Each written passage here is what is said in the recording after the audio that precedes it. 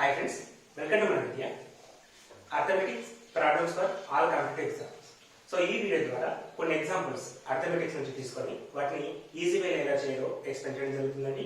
So ఈ questions అనేవి ప్రతి కాంపిటేటివ్ ఎగ్జామ్ కి కూడా హెల్ప్ కావడం జరుగుతాయి. సో ఈ రోజు మొదటి ప్రశ్న చూద్దామండి.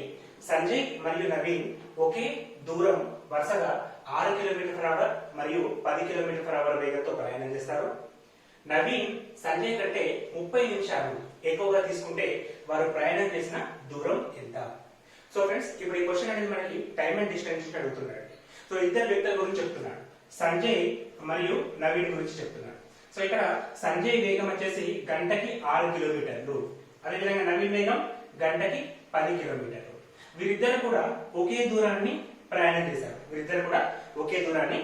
చేశారు. మరి ఇప్పుడు నవీన్ కి సంజయ్ కంటే 30 నిమిషాలు తొందరగా రీచ్ అయ్యాడు. లేదా మనం ఇంకో రకంగా చెప్పాలంటే సంజయ్ నవీన్ కంటే 30 నిమిషాలు ఎక్కువ సమయం తీసుకున్నాడు. అఫ్కోర్స్ ఇక్కడ మనం గమనించవచ్చు, సంజయ్ వేగం గంటకి 6 కిలోమీటర్లు, నవీన్ వేగం గంటకి 10 కిలోమీటర్లు. కాబట్టి నవీన్ ముందుగా రీచ్ అవుతాడు. సో సంజయ్ కంటే 30 నిమిషాలు ముందుగా రీచ్ అయ్యాడు. అయితే వారు ప్రయాణం చేసిన దూరం ఎంత అని అడుగుతున్నారు. సో ఇప్పుడు ఈ ప్రాబ్లమ్ మనం చేయడం కోసం కొత్తగా ఎటువంటి ఫార్ములా అవసరం లేదండి. సో జనరల్ గా మనకి టైం అండ్ డిస్టెన్స్ లో ఉండే బేసిక్ ఏదైతే ఉందో దాని ద్వారా ఈ ప్రాబ్లం చేయొచ్చు. సో మనం ఎప్పటికైనా కూడా speed equal to distance by time గా రాస్తాం. మరి ఇక్కడ డిఫరెన్స్ అనేది టైం పరంగా ఉంది కాబట్టి దీన్ని మనం ఏ విధంగా రాసుకోవచ్చు అంటే time equal to distance by speed గా రాసుకోవచ్చు. సో ఇక్కడ ఇద్దరి సమయాలండి. సో దాన్ని T1 T2 గా సపరేట్ చేయొచ్చు. సో మనం డైరెక్ట్ గా తీసుకున్నట్లయితే ఫస్ట్ సంజయ్ నుంచి తీసుకుందాం. సో సంజయ్ ప్రయాణం చేసిన దూరము x కిలోమీటర్లు, సంజయ్ యొక్క వేగము గంటకి 6 కిలోమీటర్లు, మైనస్ నవీన్ ప్రయాణం చేసిన దూరము x కిలోమీటర్లు, తన వేగము గంటకి 10 కిలోమీటర్లు. వీటి మధ్య డిఫరెన్స్ మనకి 30 నిమిషాలు. కానీ ఎప్పుడైనా కూడా km/h అనే ప్రమాణం ఉంది కాబట్టి దీన్ని మనం గంటల్లో తెలిపాలి. కాబట్టి బై 60 రాసుకుందాం. సో ఇప్పుడు ఈ ఈక్వేషన్ సింప్లిఫై చేస్తే వచ్చే x వాల్యూ ఏదైతే ఉందో మనకి అది ఆన్సర్ అన్నమాట. అంటే ఇప్పుడు ఈ క్వశ్చన్ మొత్తాన్ని చేయడం కోసం ఒక ఈక్వేషన్ రాసాను చూడండి, ఇది కీలకం. ఇది వచ్చిందంటే మనకి ఫార్ములా అవసరం లేదు ఇంకా. సో ఇప్పుడు మనం ఇక్కడ ఎల్సిఎం చేసాం అనుకోండి, 6, 10 ఎల్సిఎం ఎంత వస్తుంది మనకి 30 వస్తుంది. x/6 × 30 5x అని చెప్పి రాసుకోవచ్చు, మైనస్ x/10 × 30 3x అని చెప్పి రాసుకోవచ్చు. అదేవిధంగా 30 1s 30 2s. సో ఇక్కడ మనం 1/2 రాదు.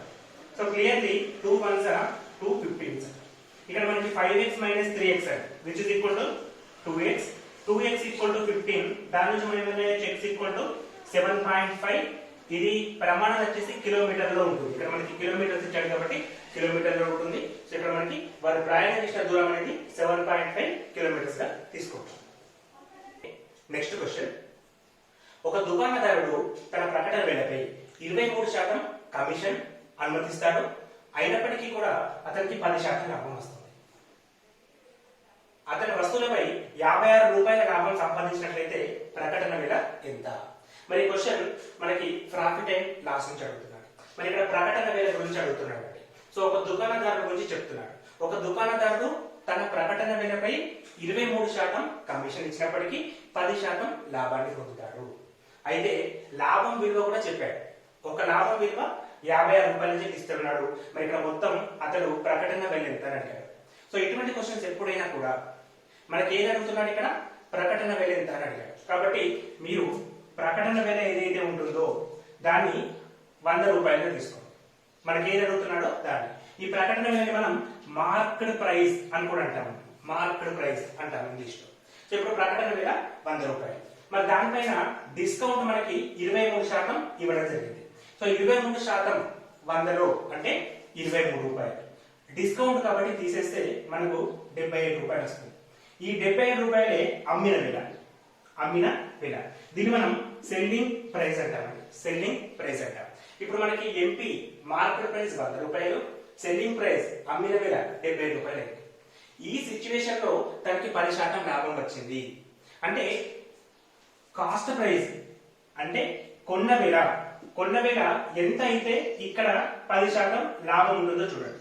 సో మనకి ఇక్కడ 70 రూపాయలు అయితే అనుకోండి, దీనిపైన 10% లాభంగా తీసుకోవచ్చు.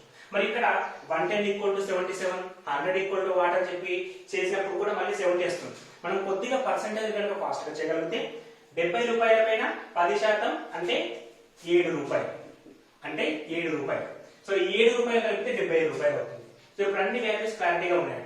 సో ఎంపీ మనకి 100 రూపాయలు, selling price SP 77 rupees, cost price 70 rupees. అయితే మనకు అడుగుతుంది ఏంటంటే మార్కెట్ ప్రైస్ వాల్యూ ఎంత అని అడిగారు. అంటే ఈ 100 ఈక్వల్ టు ఎంత కనుక్కోవాలి. మనకి ఇచ్చిన క్లూ ఏంటి, లాభం అనేది 56 రూపాయలు ఇచ్చాడు. అంటే 7% ఈక్వల్ టు 56 రూపీస్ అయితే 100% ఈక్వల్ టు ఎంత అని చెప్పి చేస్తే సరిపోతుంది. మరి 7 నుంచి 56 ఎట్లా వస్తుంది మనకి, ఇంటూ 8 చేయడం ద్వారా వస్తుంది. అదేవిధంగా 100 ఇంటూ 8 చేసాం అనుకోండి 800 రూపాయలు వస్తుంది. అంటే తన మార్కెట్ ప్రైస్ ప్రకటన వెల అనేది 800 రూపాయలకి సమానంగా ఉంటుంది. నెక్స్ట్ క్వశ్చన్, ఒక మిశ్రమంలో బంగారం మరియు వెండి బరువు 50 గ్రాములు, ఇది 80% బంగారాన్ని కలిగి ఉంది. ఈ మిశ్రమానికి ఎంత బంగారాన్ని కలిపినా తద్వారా బంగారం 90%కి పెరుగుతుంది. మరి ఇది మనకి రేషియో ప్రపోర్షన్ కింద తీసుకోవచ్చు అండి ప్రాబ్లం అనేది. అదేవిధంగా మిక్సర్స్ అండ్ అనాలిసిస్ కూడా తీసుకోవచ్చు. బట్ జనరల్ గా ఒక మిశ్రమం అంటే అదే అండి. సో ఒక మిశ్రమంలో బంగారం మరియు వెండి అనేది కలిగి ఉంది. సో మొత్తం మిశ్రమం విలువ మనకి 50 గ్రాములను ఇచ్చాడు. మొత్తం మిశ్రమం విలువ ఎంతండి, 50 గ్రాములను ఇవ్వడం జరిగింది. సో ఈ 50 గ్రాములలో 80% బంగారం ఉంది. అంటే గోల్డ్ వాల్యూ ఎంతండి, 80%. ఇది 80% ఉందంటే ఇది 20% ఉంటుంది. అంటే దీని విలువ ఎంత, 50లో 80% 40 గ్రాములు, దీని విలువ 10 గ్రాములు. సో ఇనిషియల్ గా ఆ మిశ్రమం ఈ విధంగా ఉంది. మరి ఇప్పుడు ఏంటి, ఈ బంగారం విలువ అనేది 80% నుంచి 90%కి పెరగాలి. సో బంగారం విలువ పెరగాలంటే మనం బంగారాన్ని అదనంగా కలపాలి. ఎంత బంగారం అదనంగా కలపాలి అని చెప్పి అడగడం జరుగుతుంది. సో ఒకసారి మీరు గమనిస్తే ఉన్న బంగారం ముందుగా 40 గ్రాములు, దీనికి ఎంత కలిపినప్పుడు ఆ విలువ 90% చేరుతుంది అని అడుగుతున్నారు. సో 40 ప్లస్ ఎక్స్ బై ఇక్కడ మనం 10 తీసుకోవాలి. ఈ 10 ఎక్కడి నుంచి వచ్చిందండి, సో ఇప్పుడు మనకి 40 గ్రాముల గోల్డ్ ఉంటే 10 గ్రాముల సిల్వర్ ఉంది. ఈ 10 గ్రాముల సిల్వర్ ని మనం ఇక్కడ రాస్తాం. 40 గ్రాములు ప్లస్ ఎక్స్ బై 10. ఇలా చేయడం ద్వారా కొత్త మిశ్రమంలో బంగారం శాతం ఎంత ఉండాలి, 90% ఉండాలి. కాబట్టి ఇక్కడ మనం 90%, అంటే 90 అనేది గోల్డ్ అయితే సిల్వర్ ఎంత ఉంటుంది, 10% ఉంటుంది. 10% సిల్వర్ ఉంటుంది. సో ఇక్కడ మనకి ఈక్వేషన్ రాయడం ఇంపార్టెంట్. సో ఈ జాగ్రత్తగా చూడండి. ముందుగా 40 గ్రాముల గోల్డ్ ఉంది, దానికి ఎంత అదనంగా కలిపినప్పుడు అది 90% చేరుతుందంటే ఈ విధంగా తీసుకుంటాం. మరి ఇప్పుడు కావాల్సిన విలువ ఎక్స్ అంటే సింప్లిఫై చేస్తే సరిపోతుంది. మనం ఇంతకుముందు క్వశ్చన్ కూడా చెప్పారు, ఈక్వేషన్ రాసిన తర్వాత ఆ వాల్యూ కనుక్కుంటే చాలు. ఇక్కడ నుంచి మనం స్పీడ్ క్యాలిక్యులేషన్ చేస్తే సరిపోతుంది. Clearly 10 get cancel. X equal ఏమవుతుంది, 90 minus 40 which is equal to 50 gram. అంటే మనం గోల్డ్ ని 50 గ్రాములు కలిపితే చాలు. సో అదనంగా 50 గ్రాముల గోల్డ్ కలిపితే అందులో ఉండే బంగారం విలువ 80% నుండి 90%కి చేరుకుంటుంది. నెక్స్ట్ క్వశ్చన్ అండి, ఒక మిశ్రమం 89% రాగిని కలిగి ఉంది. ఈ మిశ్రమం యొక్క నమూనాను కలిగి ఉన్న 44 కిలోగ్రాముల కొత్త లోహంలో 90% రాగి కలిగి ఉండాలి అంటే ఎంత రాగిని కలగాలి? మరి ఈ క్వశ్చన్ చూడండి, ఇంతకుముందు క్వశ్చన్ ఈ క్వశ్చన్ దాదాపుగా సమానంగా ఉన్నాయి. కాకపోతే ఇప్పుడు ఏంటంటే కొత్త నమూనా కలిగినటువంటి మిశ్రమం గురించి మాట్లాడడం జరుగుతుంది. సో జనరల్ గా ఇక్కడ మనకి ఒక మిశ్రమంలో 89% రాగి ఉంది అన్నాడు. సో అప్పుడు మనం మిశ్రమం మొత్తాన్ని 100%గా తీసుకోండి. అందులో 89% కాపర్, రాగి అంటే కాపర్ గా తీసుకుందాం. అంటే రిమైనింగ్ ఎంత ఉంటుంది, 11% ఉంటుంది. సో ఇప్పుడు మనకి ఏంటి, ఈ కాపర్ కాస్త 90% చేరుకోవాలి. 90% చేరుకోవాలి. మరి ఇంతకుముందు చేసాం మనం. సో ఏ విధంగా చేసాం, 89% అంటే 89 అండి ప్లస్ ఎక్స్ ఎంత అదనంగా కలపాలి బై ఇప్పుడు 11 కదా, ఈ 11 ఇక్కడ రాస్తున్నాం. విచ్ ఇస్ ఈక్వల్ టు కొత్త మిశ్రమంలో రాగి ఎంత ఉండాలి, 90% ఉండాలి అని చెప్పాడు. సో 90% ఉండాలంటే 90/10గా తీసుకుంటాం. సో ఇక్కడ 0 పెట్టేయాలి. మనకి ఇక్కడ 89 plus X which is equal to 11 ఏంటంటే మల్టిప్లికేషన్, 9 × 11 99. సో దాని ద్వారా ఎక్స్ విలువ ఎంత వస్తుంది మనకి, 99 మైనస్ 89 10 గ్రాములు చెప్పి, అంటే అదనంగా మనం కలపాల్సింది 10 గ్రాములు అండి. సో ఇప్పుడు మనం 10 గ్రాములు కలిపితే 89% ఉండేది కాస్త 90%ని చేరుకుంటుంది. ఇక్కడ బట్టి ప్రాబ్లం బాగానే ఉంది. కానీ మనకు అడుగుతుంది ఏంటంటే ఇక్కడ ఎంత కలపాలని అడగలేదు, ఇటువంటి నమూనాని కలిగి ఉండే మరొక లోహంలో ఆ లోహం విలువ ఎంతండి 44 కేజీలు, దీనికి ఎంత కలపాలని అడుగుతున్నారు. సో ఇప్పుడు మీరు గమనించండి, 100 గ్రాములు ఫస్ట్ ఉందనుకుందాం, 100 కిలోగ్రాములు. సో తర్వాత వచ్చేసి 10 గ్రాములు, 10 కిలోగ్రాములు అదనంగా కలిపాం. అంటే మొత్తం ఎంత రెడీ అయింది అక్కడ? 110 గ్రాములు రెడీ అయింది. 110 కేజీలకు మనం అదనంగా ఎంత కలిపినాం అంటే 10 గ్రాములు కలిపినాం.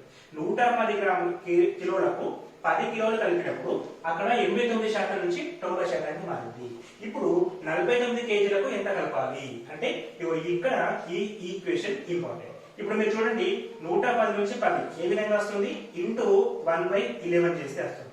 మరి ఇక్కడ కూడా సేమ్ ఇంటూ 1/11 చేసినప్పుడు 44 into 1/11 which is equal to 4 kgs అండి. సో మనం అదనంగా కలపాల్సింది ఎంతండి? 4 కేజీల కాపర్ని అదనంగా కలిపినప్పుడు 44 కేజీల మిశ్రమంలో 89% నుండి 90% కాపర్ అనేది పెరగడం జరుగుతుంది.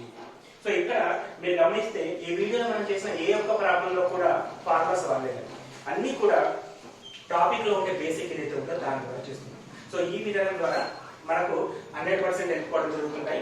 సో అదే విధంగా మన విద్యా ఛానల్ నుంచి ఆర్ఎస్ఐకి సంబంధించిన క్లాసెస్ అన్ని కూడా కంప్లీట్ చేశామండి. సో ఆన్లైన్ క్లాసెస్ అన్ని కూడా రెడీగా ఉన్నాయి. సో ఎవరికైతే బిల్లింగ్ ఉందో వారు మా నంబర్ ని కన్సల్ట్ కావచ్చండి. సో మా నంబర్స్ వచ్చేసి 9052450869. సో మీరు ఈ నంబర్ కి కన్సల్ట్ కావడం ద్వారా ఆర్ఎస్ఐకి సంబంధించిన పూర్తి వివరాలు కూడా మీకు తెలపడం జరుగుతుంది. Thanks for watching. Thank you and all the best for your exam.